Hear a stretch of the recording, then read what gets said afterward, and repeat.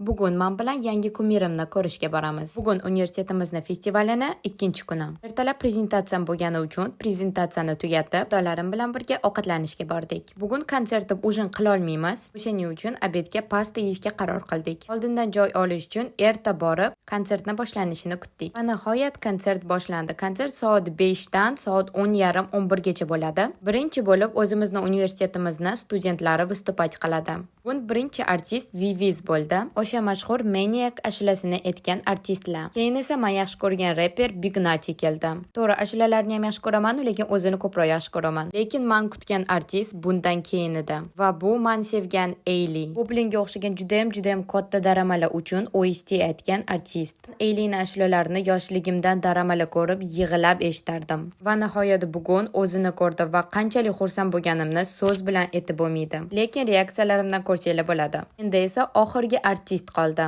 va bu Janabi. Koreys o'rtoqlarim bitta shu artist uchun oxirgacha kutishdi. To'g'risi bundan oldin ashulalarni eshitgan ekanman, o'ziga uncha qiziqmagan ekanman. Lekin bugungi konsertdan keyin prosta bu artistni men sevib qoldim. Har bitta ashulasining ma'nosi judayam katta. Ishti 1 soat davomida bizga judayam zo'r konsert qilib berdi. Bittimiz to'kilguncha sakrabmiz va oxirida shunaqa bizani universitetimizni ismi bilan futbolka ham qilib ketdi. To'g'risi ham de bundan keyin yaxshi ko'rmay bo'ladimi? Keyin esa kampusimizga o'rnatilgan rasm budkasidan rasmga tushishga qaror qildik va shu bilan kunimizni tugatdik. Ko'rganingiz uchun rahmat. Bye.